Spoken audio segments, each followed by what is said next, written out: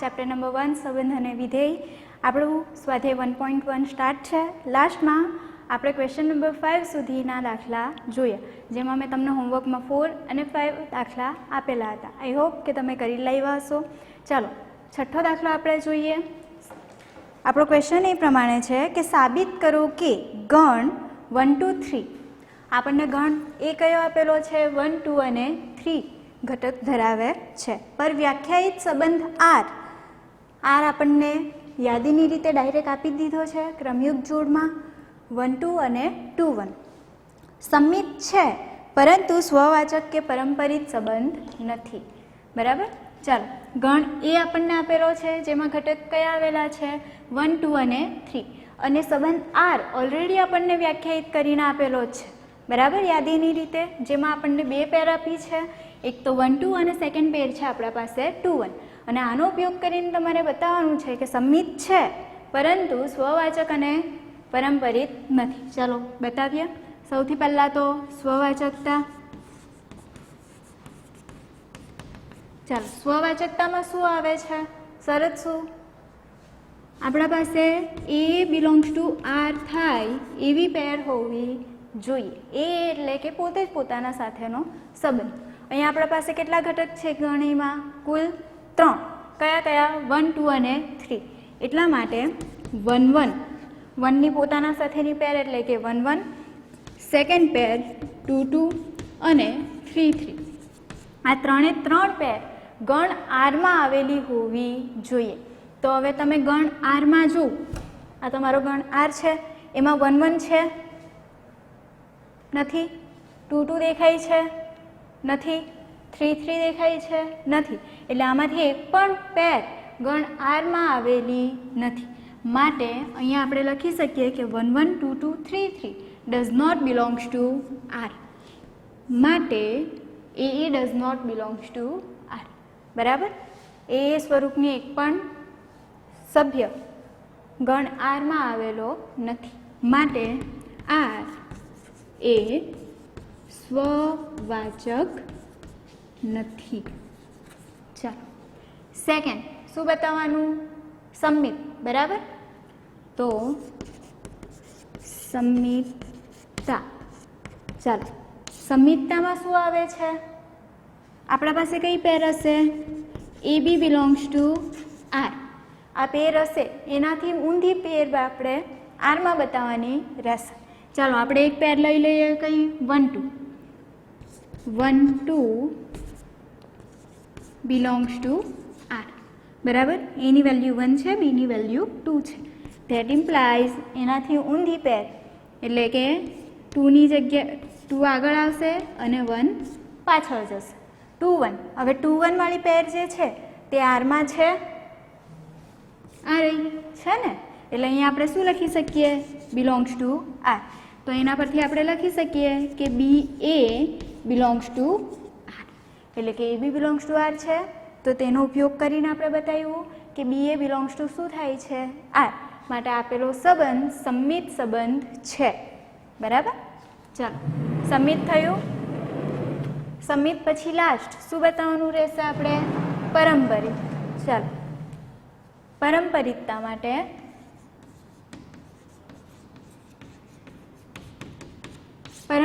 માટે શું ધ્યાનમાં રાખવાનું? આપણા પાસે બે પેર હશે, એક તો A B belongs to R તથા બીજી પેર આપણી કઈ આવે? BC belongs to R. ચાલો ગણ આરમાંથી આપણે બે પેર લેવી પડશે. હવે ગણ આરમાં ઓલરેડી કેટલી બે પેર આપેલી છે આપણને? બે. 1 2 અને 2 1. એ બંનેનો જ ઉપયોગ કરીશું. તો અહીંયા આપણે લખી શકીએ કે 1 2 બિલોંગ્સ ટુ આર તથા 2 1 બિલોંગ્સ ટુ આર. બરાબર. તો આનો ઉપયોગ કરીને જે બી છે તેને આપણે દૂર કરીએ છીએ. બરાબર. બીની વેલ્યુ કેટલી છે? 2 છે. તો અહીંયા જે 2 છે તે આપણા દૂર થયા. તો તેનાથી કઈ ક્રમયુક્ત જોડ બનશે? 1 1. આ 1 અને આ 1, આ બંનેનો ઉપયોગ કરીને એક પેર બની 1 1 બિલોંગ્સ ટુ આર થાય છે. 1 1 જે છે તે આરમાં આવેલી છે. દેખાય છે કશે 1 1? નથી, બરાબર. એટલે અહીંયા આપણે લખી શકીએ કે 1 1 does not belongs to R. એનો અર્થ શું થયો કે AC does not belongs to R. એટલે A B belongs to R છે, બીસી બિલોંગ્સ ટુ આર છે, પરંતુ AC does not belongs to R થાય છે. માટે આર એ પરંપરિત નથી, બરાબર. એટલે આપણે આ દાખલામાં જે બતાવવાનું હતું તે સંમિત છે, પરંતુ સ્વવાચક અને પરંપરિત નથી તે આપણે દર્શાવ્યું. ચાલો એક વખત દાખલો જોઈ લઈએ. એ ઇક્વલ ટુ 1 2 3 છે. આર ઇક્વલ ટુ આપણને ડાયરેક્ટ યાદીની રીતે આપેલું છે 1 2 અને 2 1 વાળી પેર, બરાબર. ચાલો સ્વવાચકમાં શું આવે? એ બિલોંગ્સ ટુ આર થવું જોઈએ. અહીંયા 1 1 2 2 અને 3 3 એક પણ પેર આરમાં આવેલી નથી, એટલે આર એ સ્વવાચક થતો નથી, બરાબર. હવે એ બી બિલોંગ્સ ટુ આર લીધું, તો તેના માટે આપણે એક પેર લીધી સંમિત માટે, તો 1 2 બિલોંગ્સ ટુ આર છે, તેનાથી ઊંધું શું થાય? 2 1. તો 2 1 પણ આરમાં આવેલી છે, એટલે બી એ બિલોંગ્સ ટુ આર થાય છે. માટે આપેલો સંબંધ સંમિત સંબંધ છે. અને લાસ્ટ પરંપરિતતા માટે એ બી બિલોંગ્સ ટુ આર અને બીસી બિલોંગ્સ ટુ આર લીધું, બરાબર. જે પેર આપેલી છે તે આપણે લઈ લીધી. તો આમાંથી જે બી કોમન છે તેને આપણે દૂર કર્યા, તો 1 1 ની પેર બને છે, પરંતુ 1 1 એ આરમાં આવેલો નથી, એટલે AC does not belongs to R થાય. માટે આર એ પરંપરિત નથી, બરાબર. એના પછીનો દાખલો જોઈએ, 7મો. આપણને આપેલું છે કે સાબિત કરો કે કોલેજના ગ્રંથાલયના બધા જ પુસ્તકોના ગણ એ પર વ્યાખ્યાયિત સંબંધ. ચાલો હવે લાઇબ્રેરી વાળો દાખલો છે.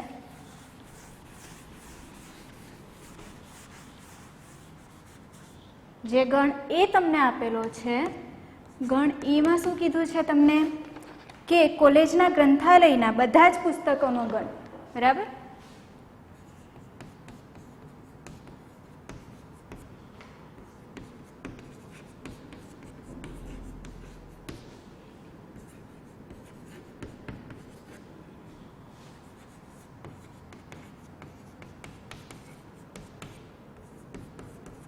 આ તમને ગણ એ આપેલો છે, અને તમને આર માટે શું કીધું છે? સંબંધ આર જે છે તે તમને કંઈક આ પ્રમાણે આપેલો છે, ક્રમયુક્ત જોડમાં એક્સ વાય, જ્યાં એક્સ અને વાયના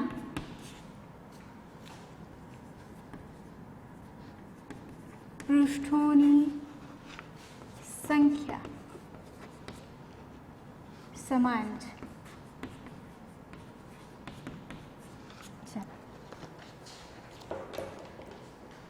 તો તમારે સાબિત કરવાનું છે કે આપેલો સંબંધ આર જે છે તે સામ્ય સંબંધ છે. હવે સામ્ય શબ્દ આવ્યો, બરાબર. સામ્ય એટલે શું? સામ્ય સંબંધ ક્યારે કહેવાય? જ્યારે આપેલો સંબંધ સ્વવાચક, સંમિત અને પરંપરિત ત્રણે ત્રણ થતો હોય તો આપણે એ સંબંધને શું કહી શકીએ?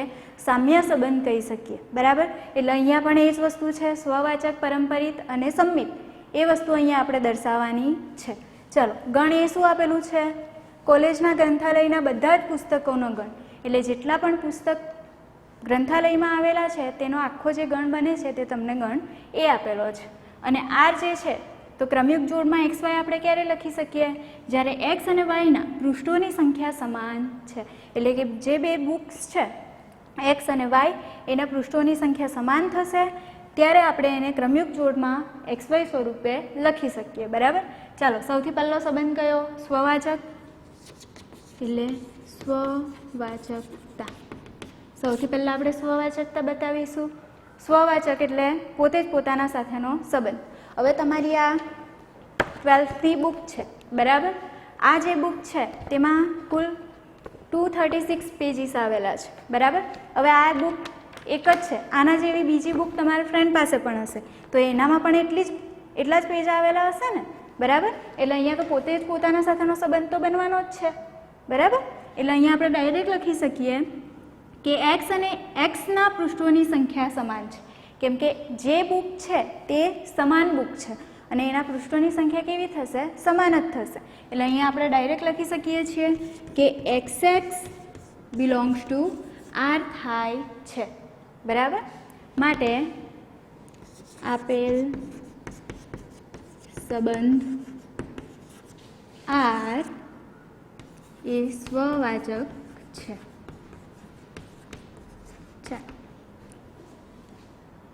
પછી સંમિતતા બતાવવાની છે, બરાબર? તો સંમિતતા માટે ચાલો, સંમિતતા માટે હવે આપણને કેટલી બુક્સ જોઈશે? 2 બુક્સ જોઈશે, બરાબર? આપણા પાસે સૌથી પહેલાં તો XY belongs to R already છે, બરાબર? XY બિલોંગ્સ ટુ R, આનો અર્થ શું થાય? X અને વાયના પૃષ્ઠોની સંખ્યા સમાન છે, બરાબર?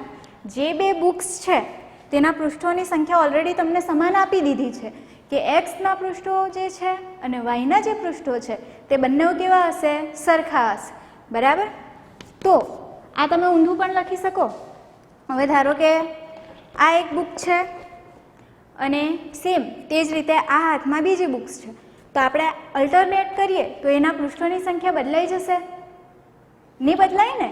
એટલે આપણે અહીંયા ઊંધું લખી શકીએ છીએ કે વાય અને એક્સના પૃષ્ઠોની સંખ્યા સમાન છે, બરાબર? આપણે બુકને અદલા બદલી કરીને પકડીએ તો પૃષ્ઠો બદલાતા નથી, બરાબર? એટલે વાય અને એક્સના પૃષ્ઠોની સંખ્યા પણ કેવી થશે? સમાન થશે. ચાલો, તો આના આધારે આપણે ક્રમયુક્ત જોડમાં લખવું હોય તો શું લખાશે? YX belongs to R. એટલે XY બિલોંગ્સ ટુ R છે તો એનું ઊંધું YX બિલોંગ્સ ટુ R પણ કેવું છે? સત્ય છે. માટે R એ સંમિત છે. ચાલો, R એ સંમિત સંબંધ થઈ ગયો. હવે આપણે શું દર્શાવવાનું રહેશે? પરંપરિત, બરાબર? તો પરંપરિત માટે આપણે દર્શાવીએ પરંપરિતતા.